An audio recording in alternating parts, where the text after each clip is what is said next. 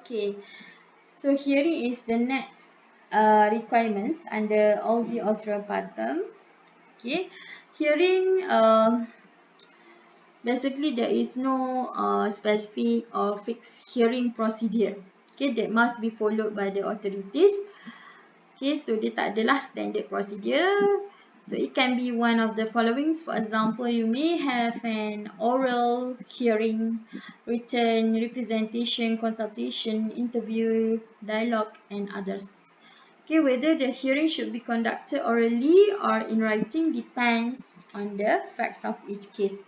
Okay, if the case is serious case, okay, complex, involve complex and technical natures, if it involve person reputations, okay, for example kalau case defamation, alright, so you need to have an oral hearing. Okay, or if the person itself, the accused itself, insists to have an oral hearing, so you must give fair hearing to him. Okay, so these are the reasons, okay, why we need oral hearings. Okay, in the case of Najah Singh against governments of Malaysia 1974, okay, in this case, okay, the written hearing given to the accused is valid, okay, because the court ruled that it was a valid dismissal because the accused was given a written hearing which was a fair opportunity for him to correct or contradict any relevant statement prejudicial to his view. Furthermore, he did not insist or demand for an oral hearing. Okay, in this case, basically the accused already given the written hearing. Okay, he has a fair opportunity, he has ample chance to correct to correct the hearing, okay, if he has any contradict points, but okay, he does not do so, and then he also not demand for any oral hearing, so that is the decision here, okay, the decision made by the public authority considered as valid. Okay. Okay, under the requirements of hearing, there are 4 elements that must be observed. Okay, basically uh, the third, uh, the third in sequence is very important.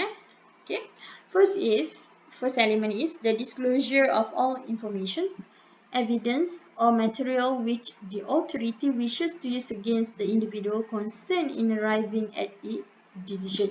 So the keywords here is there must be a disclosure of all information.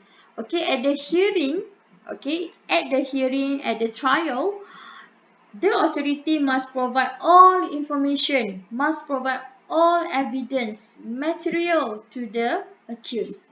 There must not be any elements of surprise in the hearing. For example, okay, again, I recall back the illustration of UiTM student has been caught cheating during examination. Okay, in the later of disciplinary proceeding, okay, it just mentioned charge on the ni lah, okay, he has been caught cheating during examination, okay, but at the hearing, okay, he has been told that this student has been told that he absent for almost 10 weeks in a lecture, for example. So the second point here cannot be used because this is considered as elements of surprise ataupun they recall the past record in order to punish this student. Okay, so this cannot be uh, this cannot be done, okay, and then the decision later will becomes ultra biased. Okay, for example, the case of Shamsiah Ahmad Shams against a Public Service Commissioner 1990. Okay, in this case also the defendant dismissed her after considering her past record when a disciplinary action was taken against her. Okay, so at the hearing, they called for a past record. They made decision based on past record. So the decision was against RNJ. Alright. So there must not be any elements of surprise. So you cannot recall for the past record in order to give penalty, to give punishment. Okay, the second elements of hearing is the authority should accept the evidence and all the relevant material which the party may wish to produce before it in its defense. Okay, so if the accused party, okay, ask for the board, okay, to provide evidence, okay, ataupun relevant material, for example, statement given by his witness. Witness here refer to the witness of the accused. Okay, so the authority must accept the evidence. Okay, jangan pula, okay, at the trial, at the hearing, okay, this accused bawa witness, but refuse. Okay, you tak bagi witness masuk. So, it against this element. Okay, or RNJ. So, in the case of Malayawata Steel Berhad against Union of Malayawata Steelworkers 1978. In this case, plaintiff challenged, okay, the decision of the industrial court, which decided without giving the opportunity to him to bring essential witness. So when the industrial court rejected what we call it as a request to bring witness, so the High Court held that the industrial court had denied the plaintiff right to be heard reasonably by not accepting their evidence, because witness will come to provide evidence in court, to give evidence in court, so the authority must allow the witness to come in. Right. Okay, next